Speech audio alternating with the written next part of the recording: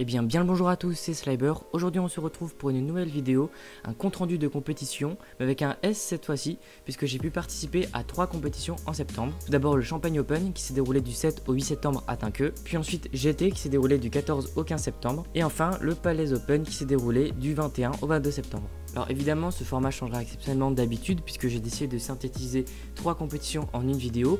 En fait c'est assez simple puisque étant donné que j'ai fait 3 compétitions à la suite, je me suis dit que c'était beaucoup plus intéressant de faire en une vidéo parce qu'il n'y a pas de volonté de progression entre chaque compétition. Au lieu de constater une performance sur les épreuves sur une compétition, je vais plutôt prendre les épreuves et voir dans quelle compétition j'ai le mieux performé. Avant de commencer, je tiens à préciser que j'avais commencé à faire quelques moments annexes pour chacune des vidéos. En fait, j'avais fait ça pour les 2 premières et après, j'avais très vite compris que j'allais faire une synthétisation des 3. Donc, il n'y aura pas de vlog sur cette vidéo-là. Mais pour les prochaines compétitions, normalement, là, je vais achever la semaine prochaine. Je vais faire un vlog, c'est sûr. Je vais faire un effort pour pouvoir faire un concept de vlog vraiment cette fois-ci.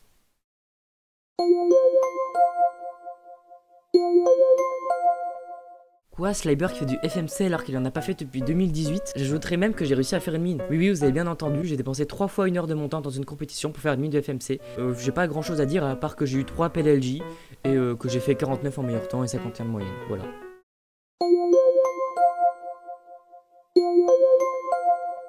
Alors je vais être très rapide pour cette partie. Pourquoi vous allez me dire? Ne faites pas semblant, vous savez très bien pourquoi. Alors donc il y avait du 3 blind à Champagne et à GT uniquement, et devinez quoi?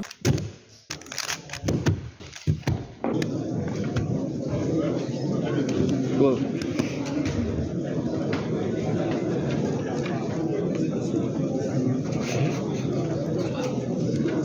J'aime pas le blague. Je pense, vous savez, je crois que je vais me reconvertir au clock en fait. Ah non mais je rigolais vraiment pas, hein. Je vais vraiment tryhard à Palaiso, j'ai tryhard au clock. J'adore cette épreuve et je me donne à fond pour pouvoir sortir des meilleurs temps en compétition. Alors il y en a eu uniquement à Palaiso et franchement je me suis pas mal entraîné parce que la cutoff elle était de 25 secondes quand même. Et mon pair single c'était 28 à ce moment là et 35 de moyenne. Donc je fais 21, 16, re-16, 14 et 18. Donc ça fait un AVG à 17,05 qui bat largement mon ancienne moyenne. Et j'ai été pris en finale, et oui déjà. En fait de base il n'y en avait que 12 qui étaient pris, mais la veille ou 2 jours avant, finalement la finale s'était remontée à 75%. Donc j'ai réussi à passer en finale, et donc j'ai pas fait de PR malheureusement. 14,55 en meilleur single, et une moyenne à 18,22, donc voilà, ça reste quand même bien, mais c'est pas PR. Je suis plutôt content de m'être mis au clock, c'est en partie grâce à Zido, hein, parce que quand elle m'a hébergé au Champagne, je vais revenir un peu après, elle m'a passé un clock très gentiment, donc c'est son ancien main. Donc vous voyez un key ça coûte 30 à 35 euros, ce clock là il vaut 50 balles, parce qu'en fait il est tellement bien réglé, parce que ben Zido adore le clock, hein, que j'ai un clock de fou, donc je suis très content, donc merci beaucoup, et rien que pour ça je m'entraîne à fond dessus.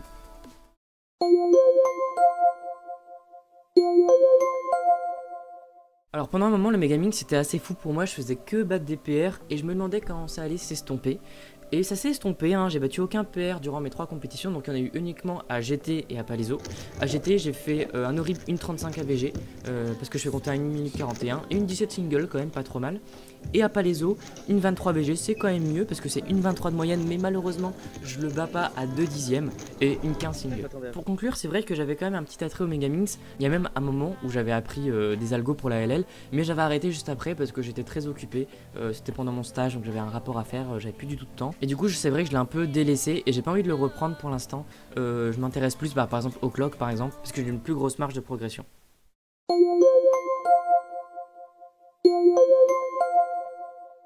Alors le 7x7 il y en a eu qu'à Champagne, c'est assez rare et c'est aussi pour ça que je voulais aller à Champagne en fait. J'ai sans trop de difficultés battu mon ancien PR au flip 2023 qui était de 7,57 pour un nouveau PR single à 4,58 et enfin une mine à 5,02. C'est très régu, surtout que j'ai fait 2 fois 4,58 donc c'est assez drôle. Alors le 7x7 j'en fais pas plus que ça, sachant que mon cube est pas incroyable non plus, mais je compte pas non plus en faire parce que ça prend beaucoup de temps et il y a d'autres épreuves sur lesquelles j'ai envie de m'entraîner.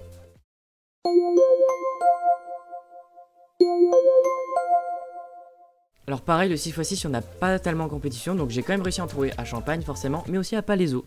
Donc j'ai commencé par Champagne et j'ai fait DNF, et oui j'ai fait un DNF, comment ça se fait? Parce qu'en fait j'étais très mal parti et en fait je me rends compte à la fin, donc c'est 3,30 la cutoff, et je me rends compte à 3,10 que je suis à l'étape du 3,3 et j'ai loupé mon color chem. Donc j'ai DNF tout de suite, je savais que ça allait pas être PR, et du coup je me dis bah tant pis. Et à Palaiso du coup, pareil 3,30 la cutoff, j'étais un peu stressé, je dis ah faut pas que je me foire, 3,03 donc PR.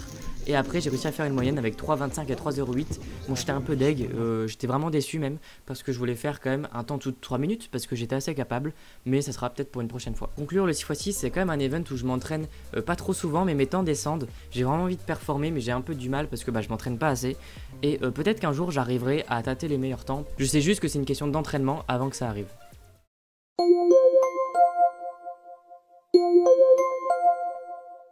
Le Pyraminx, pour le coup, avant ces 3 compétitions, je m'entraînais pas du tout. Je ne donnais pas plus que ça et c'était tout. Pour moi, le Pyra, je m'étais dit, bon, j'arrête définitivement de m'entraîner avec ça. J'avais réussi à faire quelques podiums parce que j'ai un peu tryhard, mais c'est tout. Je stagne, j'arrive pas à m'améliorer et puis tant pis quoi. Donc, si on suit l'ordre chronologique, j'ai commencé par Champagne. Il y avait 2 tours de Pyra et lors du premier tour, pas terrible, 4,90 AVG. Ça passe en finale évidemment, mais l'AVG c'était super mal passé. DNF au second solve, donc j'étais comme ça après. Donc j'ai tout fait pour pas DNF et je vais compter un 6, un 3 et un 4. Et j'arrive 4ème et en regardant le 3ème qui a 3,53 AVG, je me dis, bon, il y a trop de niveaux, tant pis quoi. Donc je passe en finale, j'aurai un 4,54 AVG, ce qui est mieux mais sans plus, hein, jusqu'à que je me rende compte que le 3ème et le 2ème avaient 4,28 et 4,25 AVG. Donc là je dis, dommage, en vrai j'aurais pu tenter assez facilement le podium. Bon, si je m'étais un peu plus focus ça serait passé, mais voilà, tant pis. Donc par la suite, il y a eu GT, donc à Champagne ça s'est pas trop mal passé, j'ai quand même fait un 4,50 AVG, ça passe. Et je me suis dit, quand est-ce que j'allais vraiment être out, genre vraiment j'allais être mauvais. Et en fait c'est ce qui s'est passé à GT. Donc j'arrive à GT, terre de ma première victoire, donc je suis à l'aise, hein, je connais les lieux, 5,68 AVG. C'est vrai qu'à ce moment-là, je me souviens, c'était la première épreuve du samedi matin, il faisait un peu froid, il faisait 6 dehors je crois, donc j'étais pas très chaud, mais quand même 5,68 AVG, j'ai pas fait ça depuis Paris Open 2019, regardez à quoi je ressemblais. Voilà, 6ème mérité, c'est pas grave, il y a la finale. 5,07 AVG. C'est nul quoi, hein, je suis arrivé 6ème, mérité. Ça y est, c'est fini, c'est la compète qui me dit, tu t'entraînes pas, bien fait, t'es 6ème, enfin tu mérites ta place. Sauf que évidemment, vous avez vu les vidéos sur ma chaîne puisque vous êtes des abonnés extrêmement fidèles, et j'ai fait PR, AVG et single à Palaiso. En effet, premier tour ultra solide, 3,86 AVG, c'est PR, et 3,20 single. Là je me dis, bah ça va, je suis passé out que ça. Parce que là, qu'est-ce que je vois? Un top de malade, je suis 5ème avec PR, AVG. Et là je me dis, waouh, bah c'est vraiment compliqué pour la finale quand même. Sauf qu'il s'est passé un truc vraiment fou. Je crois que c'est l'AVG le plus bizarre que j'ai jamais fait en compétition. Premièrement, je commence par un 3,93, assez solide. Sauf qu'après au second temps, perte, gros trou noir, je suis impossible de commencer le solve. Je suis à 12, je commence, je sais même pas faire le premier mouvement, c'est pour vous dire. Et je fais 9. Et là je me dis, quand même c'est chaud. Puis après je fais un 2,99, ok c'est cool. Puis un 2,84. Alors là, à ce moment-là, je m'en bats totalement de mon PR AVG. Donc là, j'espère ne pas avoir un mélange compliqué parce que sinon, je vais faire n'importe quoi. Le juge enlève le cache et là, qu'est-ce que je vois? Une arête collée sur un centre. Là, je me dis, ok, là, je sais que normalement, maximum, je fais 4,7. Faire en single 4,3. Et là, je fais PR AVG, donc ça sera bien dans tous les cas. Et là, même, je me dis, je peux faire podium. Sauf que là...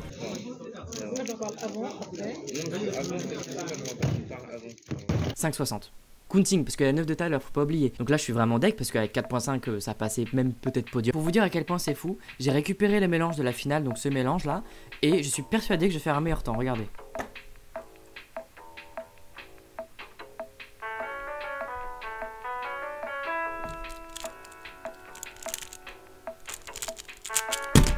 Voilà, 4,23. Mais finalement, avec un 4,17 AVG, donc avec un 2,99 et un 5,60 counting, je fais 3ème. Alors là... Je dois dire bravo. Et beaucoup. Pour ça m'a quand même remotivé, sachant que Chevry arrive le week-end prochain. C'est comme pour le clock quoi, je vais essayer d'arriver avec un bagage encore plus solide qu'avant au Pyraminx.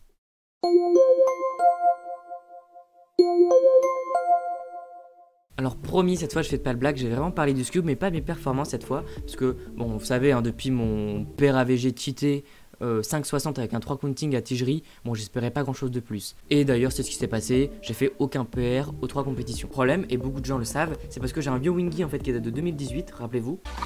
Alors, pas du tout à quoi m'attendre étant donné que j'en ai jamais touché. Ouais, très très bien. Et en fait, quand j'ai reçu la 3ème place au Pyraminx à Palaiso, la première chose que j'ai vue, c'est que j'ai eu un bon d'achat de 10 €. Je suis bah super, je vais acheter un Scube avec. Et en fait, j'ai remarqué que j'avais reçu un cube aussi, donc c'est cool. Mais pour moi, c'était un 3x3 quoi. Et en fait, c'était un Scube RS Maglev. Trop bien. Alors, je sais que c'est pas le meilleur Scube qui a le GAN quoi, mais ce sera toujours mieux que ça. Et du coup, j'essaye de m'entraîner à prendre de nouveaux algorithmes et d'être meilleur au niveau des finger tricks, etc.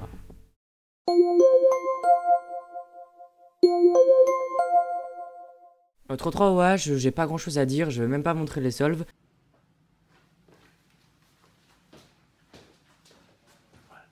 j'ai fait 0 EPR, je m'entraîne pas, ça m'intéresse pas pour l'instant. Je n'exclus pas le fait qu'un jour ça m'intéressera, mais pour l'instant je préfère d'autres épreuves, donc peut-être qu'à un moment je m'y mettrai, mais là c'est pas le cas du tout.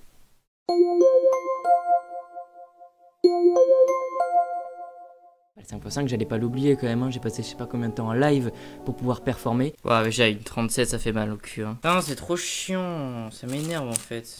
C'est déprimant. Et vous allez voir, j'ai de bonnes nouvelles. Aux premières compétitions, ça n'a pas loupé, hein. Une 16 AVG et une 14 single.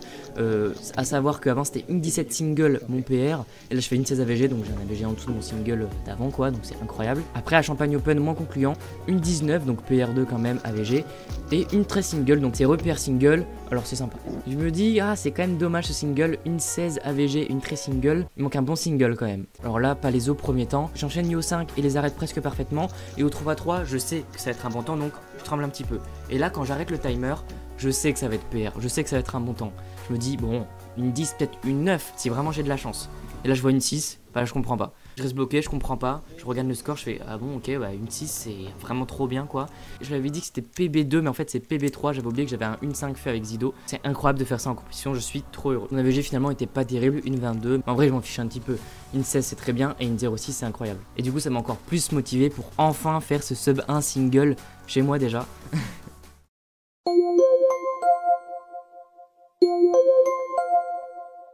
Alors en ce moment, le 4x4 pour moi c'est un peu compliqué. Avec le 5x5 je l'avais un peu délaissé, mais depuis que j'ai fait des bons temps etc, je veux m'y reprendre.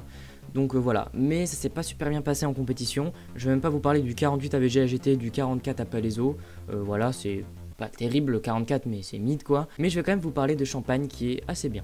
Au premier tour je fais PR2 single et AVG avec 42, 15 et 36 single, donc très content. Donc j'ai réussi à être qualifié en finale parce qu'ils en prenaient 20 et j'étais 18. Et là j'ai fait PR3 single et presque PR3 AVG parce que je fais 37 single et 46, 67.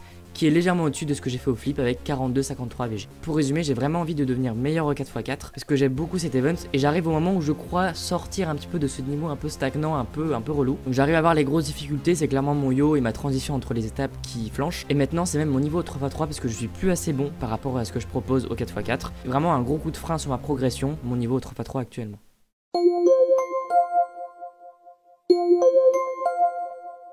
Alors normalement le 2x2 c'est pas quelque chose qui me passionne, hein. Je fais pas de méthode experte, je fais juste Ortega quoi. Mais ces derniers temps j'avais vraiment le 4-0-0, je voulais vraiment passer en dessous. C'est assez drôle ce qui s'est passé donc sur les deux compétitions parce qu'il n'y en avait pas à Palaiso. Donc déjà au premier tour de Champagne je commence à faire un 3 et encore un 3. Bah, je me dis c'est bon, c'est fini. Et là je fais un 4-9, je fais bon bah dommage quoi. Et je fais un 4-6. Malheureusement je fais compter mon 4.9 et là je me dis peut-être ça passe. Et je fais encore 4-0-0 AVG, j'étais trop dégoûté, je me suis dit ah ça me saoule, j'aurais pu vraiment faire PR AVG mais bon voilà c'est comme ça, c'est dommage. Bon après en finale je fais n'importe quoi, 4-39 DNF, 4-92, 6-12 et quand même attention 1,97 parce que j'ai réussi pour la première fois un one look en Ortega en compétition. Alors vous voyez bien sur ce solve qu'en fait je suis très lent mais j'arrive quand même à faire sub 2 donc je suis très content. Et pour GT ça partait bien au premier tour, hein, 2,64 et 3,31 puis après 3,83 et 4,19 continue donc raté. Mais il me restait encore la finale, là je fais 4,49, 3,74, 3,27, 3,74 et 3,93 plus 2. Donc je fais compter 2, 3,74 et 4,49.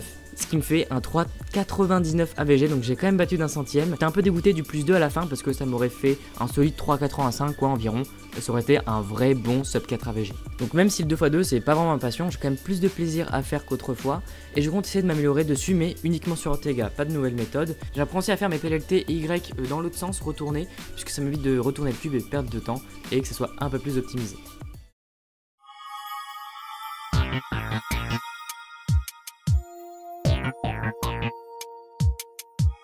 Nous y voilà, la dernière épreuve de cette vidéo, le 3x3. Et quelques compétitions, vous savez, le 3x3 c'est plus vraiment ma priorité.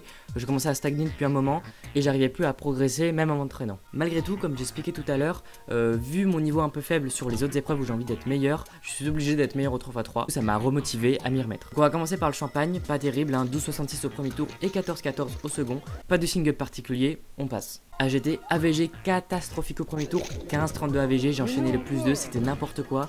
Et après au second tour, AVG mid, 12,50 avec un bon petit single à 9,89 qui fait plaisir. Pour terminer tout ça, Palaiso, c'était pas forcément mieux que les autres compétitions. Malgré tout, j'ai quand même réussi à faire un pair single abusé, vraiment c'était un skip. J'ai pris 3 heures à arrêter mon timer, j'étais pas du tout fluide, mais quand même 9,29 qui devient mon 5ème sub 10 et on place bien devant mon ancien PR qui était de 9,74. Mais en fait, mon principal problème au 3v3, que ce soit en compétition ou chez moi, c'est la régularité. J'ai vraiment des problèmes à être régulier parce que des fois j'ai pas le mood, des fois j'arrive juste pas à tourner et j'ai pas assez de looked, etc. Et additionné, ça fait que je suis pas du tout régulier. J'ai vraiment envie de devenir meilleur, donc ça passe évidemment par l'entraînement pour être plus régulier, améliorer mon niveau, même si honnêtement, mes petits sub 10 qui viennent de plus en plus en compétition me confirment que j'arrive à être meilleur, mais toujours pas régulier, donc il faut que je travaille ça.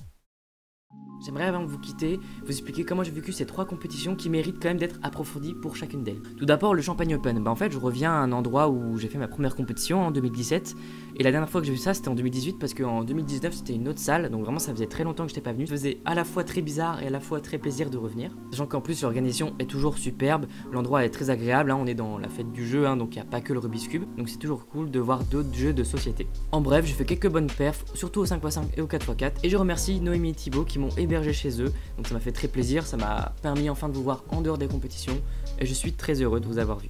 Évidemment encore merci pour le clock, toi-même tu sais je m'entraîne beaucoup et j'essaye de devenir meilleur pour Chevry qui arrive. GT c'était aussi une compétition qui était importante pour moi parce que c'est là où je fais mon premier podium, où j'ai réussi à m'affirmer un peu au Pyraminx et c'est malheureusement aussi sans doute la dernière édition de GT pour beaucoup de raisons et on est tous un peu tristes. Mais Maxime, comme d'habitude, a fait une organisation de malade pour nous proposer une compétition qui conclut parfaitement GT avec beaucoup d'épreuves, même plusieurs zones pour qu'il y ait des épreuves qui se passent en même temps. C'était assez fou avec la bonne ambiance comme d'habitude et le repas du soir, etc. C'était vraiment super. Et malheureusement en termes de performance, c'est la moins bonne des 3. J'ai réussi à peine à battre mon 5x5 single, à faire une ligne de FMC, bon voilà c'était pas très dur, et d'améliorer d'un centième mon AVG au 2x2, bon voilà c'était pas terrible. Et pour terminer, Palaiso, déjà merci beaucoup à Lucas et Stacy pour avoir organisé cette compétition avec des sponsors de fou, j'ai pas compris, il y en avait plein, c'était incroyable. C'est la première fois que je gagnais un cube, les moyens que vous avez mis étaient incroyables, donc merci beaucoup. Et je n'oublie pas aussi Julien et les autres organisateurs qui ont fait de cette compétition une compétition vraiment incroyable. Surtout les gars, il y avait Félix il y avait Félix Mdex quand même, j'ai filmé ma petite photo, mon petit cube signé, j'étais très content. Et il a fait Ocean Record au 5x5, je l'ai vu, moi je l'ai vu, vous l'avez vu sur la chaîne de Félix, moi je l'ai vu. De mes propres yeux. Et évidemment, j'oublie pas, encore merci à Lucas et Stacy de nous avoir hébergés avec Noémie. Moi j'étais là le vendredi soir pour voir un peu comment ça se passait la salle. Et puis on était là le matin et le soir, vraiment très cool. Et le soir c'est très bien passé aussi, donc c'était vraiment cool, merci beaucoup. D'ailleurs, je vous conseille d'aller voir le vlog du Palais Open de Zido. Vous allez voir, on voit un petit peu. Donc on est samedi matin, j'ai eu la flemme de filmer parce que je me suis tapé 4 heures de route hier, c'était super. Bon. Et je suis en compagnie de Slibar. Encore. Et Stacy, la célèbre youtubeuse. Allez vous abonner à Zido évidemment. Et pour toutes les compétitions, merci aux organisateurs, aux délégués et à l'association française du speedcubing qui me permettent de faire podium et de battre mes PR comme les autres compétiteurs aussi. Si vous êtes resté jusque là, merci beaucoup déjà et sachez que normalement s'il n'y a pas de problème, il y aura un unboxing sur la chaîne très prochainement. J'ai très hâte de vous montrer ça. En tout cas, moi je vous souhaite une très bonne journée ou une très bonne soirée, cela dépend quand vous regardez la vidéo. C'était Sliber, à plus.